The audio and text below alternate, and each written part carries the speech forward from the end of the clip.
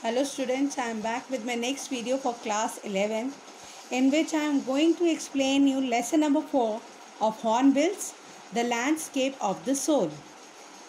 8th century painter Wu Dezhou was asked by Tong's Empress Xuanzong to paint a landscape to decorate a palace wall. 8th century का एक painter वू डजॉय की बात है। तो वो उसके वहाँ के राजा जो थे शुआंग जोंग ने उन्हें एक लैंडस्केप पेंट करने के लिए कहा ताकि वो अपने महल की दीवार को सजा सकें। The master head is work behind the screen. उन्होंने अपने जो काम था एक स्क्रीन के पीछे जो था छुपा लिया था। Only the emperor could see it. खाली एम्परर उसे देख सकता था। The emperor discovered forests, high mountains, waterfall, etc. floating in the enormous sky, men on hilly paths and birds in flight. तो उसने जो था उस पेंटिंग में बहुत कुछ देखा, जंगल, मैदान, पहाड़, उड़ते हुए पक्षी वगैरह सब कुछ उसने नोटिस किया उस लैंडस्केप में. Then the painter asked the king to look at the cave at the foot of the hills. He said a spirit lived there. फिर पेंटर ने राजा से कहा कि वो जो है केव उसमें नीचे की तरफ को देखो, जो कि पहाड़ों के नीचे की ओर बनी हुई है केव, उसके नीचे की तरफ को देखो, वहाँ पे एक आत्मा रहती है. The painter clapped the entrance of the cave opened. जैसे ही पेंटर ने ताली बजाई वैसे ही वो केव का एंट्रेंस जो है खुल गई थी. The painter remarked that the cave was very splendid. He offered to show the way to the king. As the painter entered the cave was closed and the king was astonished. तो वो जो था वो गुफा जो था वो राजा को दिखाना चाहता था. कहते ये अंदर से जो है काफ़ी लंबी चौड़ी है, खुली हुई है वो, और जैसे ही वो अंदर गया वो पीछे से जो था केव का दरवाज़ा बंद हो जाता है. राजा जो है काफ़ी हैरान रह जाता है. The painting on the wall was vanished with painter. Then the painter could never be seen again. This was his last painting. तो अब वो पेंटिंग जो थी हमेशा के लिए गायब हो चुकी थी, उसके साथ जो कि उसका पेंटर था, और फिर दोबारा वो पेंटर कभी भी दिखाई नहीं दिया. ये उसकी आखिरी पेंटिंग थी. And another famous Chinese story about the painter was that he could not draw the eyes of a dragon that he had drawn. एक और ऐसी चाइनीज़ पेंटर के बारे में कहानी है इसी लेसन में कि वो उसने एक ड्रैगन की फ़ोटो पेंट करी थी और वो उसकी आँख नहीं बना पा रहा था उस ड्रैगन की, जो कि उसने खुद ने पेंट करी थी. Story played an important part in the China's traditional education. ये स्टोरी जो है, जैसे आप लोग लिटरेचर वगैरह की बुक्स में कई स्टोरीज़ पढ़ते हो, जैसे ये भी एक स्टोरी पढ़ रहे हो, तो ऐसी ये जो स्टोरीज़ है चाइनीज़ पेंटर की, ये उसमें बुक्स वगैरह में दे रखी है. The book of Confucius and Zhuangzi are full of them. दो बुक्स जो हैं, बुक्स का नाम है कन्फ्यूशियस और ज़ुआंगी. ये ऐसी कहानियों से भरी हुई है. They help the master to guide the disciple in the right direction. तो ये जो है मास्टर्स को, मतलब पढ़ने वाले को जो है हमेशा उन्हें राइट डायरेक्शन की ओर गाइड करने के लिए कहती हैं. These stories reveals the spirit in which art was considered. तो ये स्टोरीज़ हमें ये बताती है कि उस समय पे आर्ट, पेंटिंग वगैरह की क्या कद्र थी. The writer then compares these stories to an old story from his own country. फिर राइटर जो है अपनी स्टोरीज़ और इन स्टोरीज़ को कंपेयर करके एक नई स्टोरी बनाते हैं. He find the story most representative of western painting. ये चाइनीज़ पेंटर की जो पेंटिंग वाली स्टोरी है ये काफ़ी रिप्रेजेंटेटिव मानी गई है. In 15th century, Antwerp, a skilled blacksmith named Quentin Messi fell in love with a painter's daughter. 15th century की बात है. तो एक एंटवर्प जो है वो एक स्किल्ड ब्लैकस्मिथ की बेटी से प्यार कर बैठता है. The father of the girl wouldn't accept the son-in-law in such a profession. अब जो फादर था वो इस बात को मतलब एक्सेप्ट ही नहीं कर पा रहा था कि उसका जो होने वाला दामाद है वो मामूली सा पेंटर है. One day Quentin went into the master's latest painting. It was painted with a delicate realism. The painter took it for a real one. He tried to hit it away. Then he realized the matter.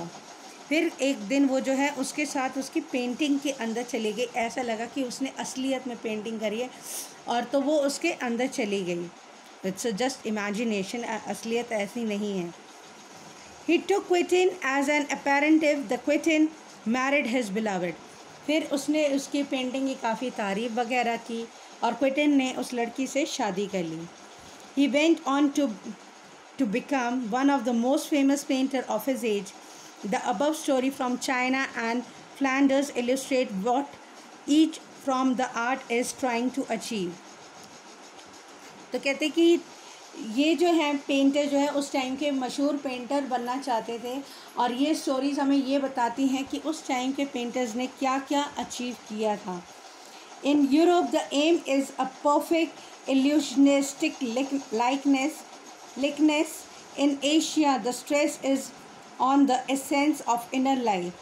Europe का जो M है वो perfect illusion और likeness पे है और Asia में stress जो है एसेंस में है, जो कि कहते हैं ना स्ट्रेस जो है हमारे लाइफ में इतनी बुरी तरीके से घुस चुका है कि अगर हम ना चाहें तो भी हमें स्ट्रेस हो जाता है.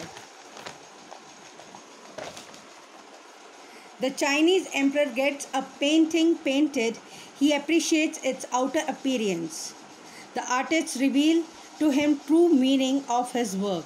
चाइनीज़ एम्परर जो है वो काफ़ी हद तक पेंटिंग को अप्रिशिएट करता है, उसकी बाहर की जो खूबसूरती है वो उसे दिखाना चाहता है. और emperor may rule over the region has conquered but only the artist knows the way. Emperor जो है केवल रूल करना जानता है, लेकिन जो आर्टिस्ट है वो अपने तरीके से हर चीज़ को ढालना जानते हैं. The painting is gone but the artist has reached his goal. Paintings तो चली गई हैं लेकिन आर्टिस्ट को अपनी मंजिल जो है वो मिल चुकी है.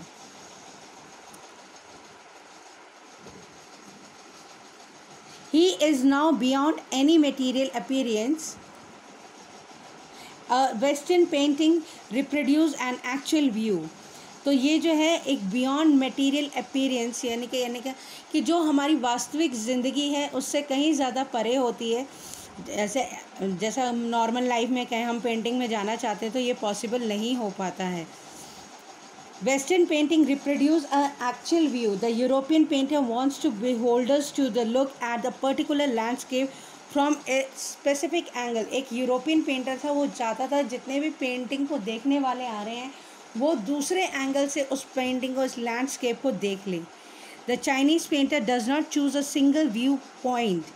His landscape is not a real one.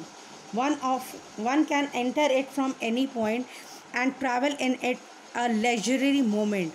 Chinese painter जो है एक सिंगल व्यू पॉइंट नहीं चुनता है, उसके अलग अलग व्यू पॉइंट होते हैं. उसके अंदर जाने का मतलब है कि उसे दूसरे नज़रिए से देखना या उस नज़रिए से देखना जो कि पेंटर हमें दिखाना चाहता है. This is more true in the case of horizontal scroll. This is a slowly open section of the painting. Horizontal scroll जो होता है एक ओपन सेक्शन होता है पेंटिंग का, जिसके थ्रू एक पेंटर जो है अपनी फीलिंग्स को एक्सप्रेस करना चाहता है. Then rolls it up and moves on to the other. This adds dimension of time. It also requires the scroll. Here one slowly opens the section of the painting, then rolls it up and moves to the other. तो अब जो painting है वो जो है scrolling करे, मतलब कि ऊपर की ओर को जा रही है, घूम रही है. कहने का मतलब ये है कि जितने भी वहाँ पे व्यूअर्स हैं वो उस पेंटिंग को इस तरीके से देख रहे हैं कि जैसे कि पेंटर उन्हें दिखाना चाहता था. It also requires the active participation of the viewers. मतलब वो ये चाहता था कि जितने भी व्यूअर्स हैं वहाँ पे वो चीज़ उसी नज़रिए को देख तो रहे हैं, साथ के साथ उसे समझे भी. The European painter wants the viewers to borrow his eyes. European painter के जब ये कहना था बोरो हिज आइज़, कहने का उसका ये मतलब था वो व्यूअर्स को ये कह रहा था वो पेंटर यानी कि उसी की आँखों से वो पेंटिंग देखे. The Chinese painter does not want him to do so. He wants the viewer to enter his mind. Chinese painter आँखों के ज़रिए वो जाता नहीं था कि वो उस व्यू से देखे व्यूअर्स जो कि उस पेंटर का है, वो उसके माइंड में, मतलब उसके माइंड में क्या चल रहा है वो ये शो करना चाह रहा था. The landscape is an inner one, a spirit and the conceptual space. This concept expressed in Xuanchu, which literally means mountain water used to together. तो अब जो लैंडस्केप है वो एक अंदर की बात अंदर क्या है जिसमें एक स्पिरिट वगैरह जो है शो हो रही है। और जो है श्वांचू which is literally means mountain water, यानी कि पर्वतों का पानी।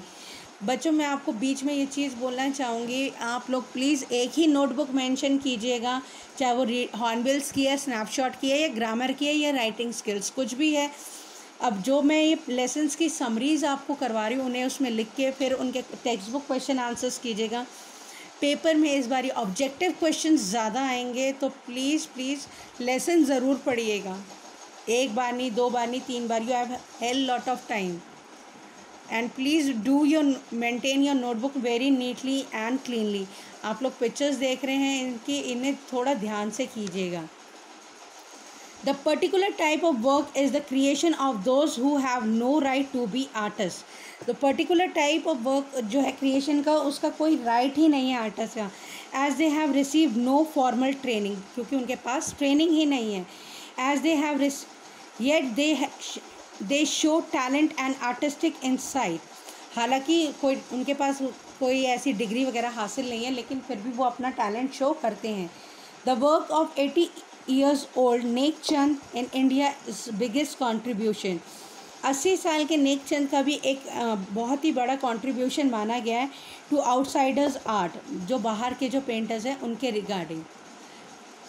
He has made a garden sculpture with stone and recycled material. उसने एक गार्डन का स्कल्पचर बनाया था, उसमें उसने सारे रिसाइकल्ड मटेरियल्स यूज़ किए थे। It is known the world today as the rock garden, जो कि रॉक गार्डन के नाम से मशहूर है, जो कि चंडीगढ़ में है। The recently 50 seen spring.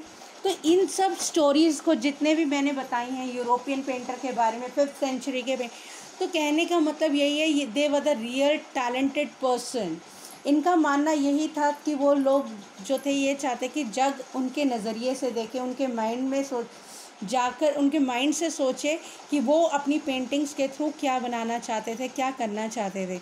कहने का मतलब यही है, हर किसी के अंदर कोई ना कोई टैलेंट छुपा हुआ रहता है, अगर हम चाहें तो उसे निकाल कर और उसके लिए हम कार्य करके और उसे बहुत बेहतरीन बना सकते हैं। So students please do the summary and the text book question answer in the notebook in very neat and clean handwriting. Bye for now.